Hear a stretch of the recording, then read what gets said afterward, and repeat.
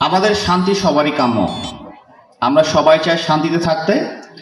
বাংলাদেশ সেনাবাহিনী, উপজেলা প্রশাসন, পুলিশ থেকে শুরু করে যত কর্মকর্তা কর্মচারী পার্বত্য চট্টগ্রামে আছেন, সবারই একটাই উদ্দেশ্য যে আমার সর্বদূরের পাড়ায় যে ব্যক্তি আছেন সেই ব্যক্তিও যেন শান্তিতে থাকতে পারেন।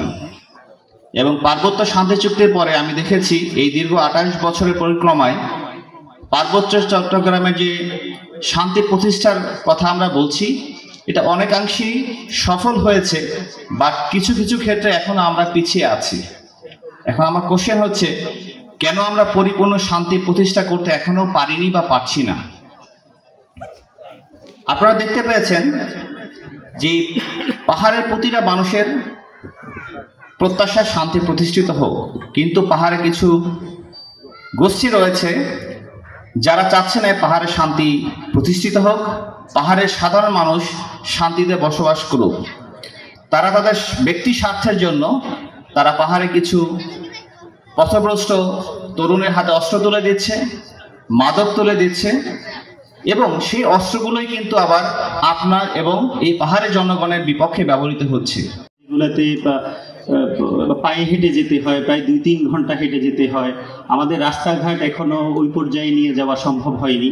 তো এই পরিস্থিতিতে যদি আমরা সকল সম্প্রদায় পাহাড়ি বাঙালি একসাথে মিলেমিশে না থাকি, আসলে আমাদের এই সমস্যাগুলো কাটিয়ে ওঠা আরও কঠিন হবে।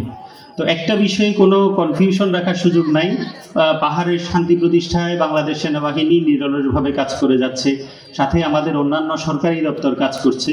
তো আপনাদের এখানে যারা উপস্থিত আছেন বিভিন্ন সম্প্রদায়ের লোকজন, আপনাদের প্রতি অনুরোধ থাকবে, আপনারা এই প্রোগ্রামটাকে সাফল্যমণ্ডিত করার জন্য যেভাবে সহযোগিতার হাত বাড়িয়ে দিয়েছেন, একইভাবে আমাদের সরকারি দপ্তরগুলার সকল কার্যক্রমে আপনারা একইভাবে সহযোগিতা করবেন, একইভাবে পাশে থাকবেন, এবং বিভিন্ন সরকারি দপ্তর এবং আমাদের বিভিন্ন জাতিগোষ্ঠীর সবার সহযোগিতায় আমরা আশা করি আমাদের পাহাড়ের যে সমস্যাগুলো আছে সমস্যাগুলো সমাধান হবে, এবং বাংলাদেশের অন্যান্য অঞ্চলের মতো যে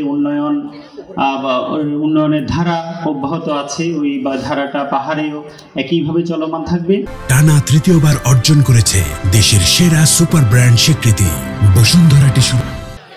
সন্তুল আমার সাথে তৎকালীন প্রধানমন্ত্রী একটা চুক্তি হয়েছিল, সেই চুক্তি ছিল 72টি ধারায় ছিল।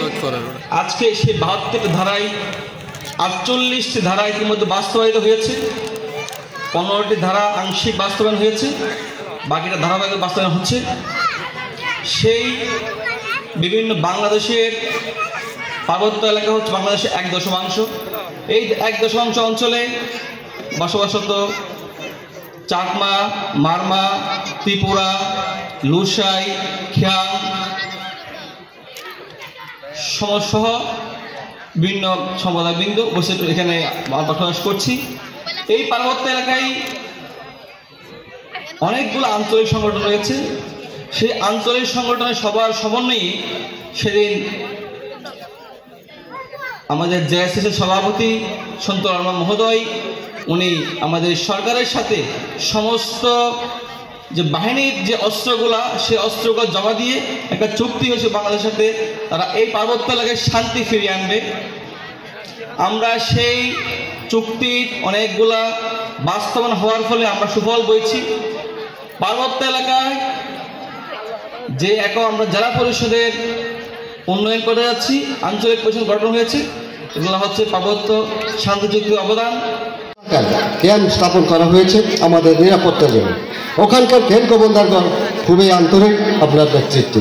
আমাদের কারবারি মহোদয়গণ আমাকে এসে বলে, বিগত সেনাবাহিনীর চরিত্র, মানবতা, এখনকার বর্তমান অবস্থা আকাশ পাতাল পার্থক্য।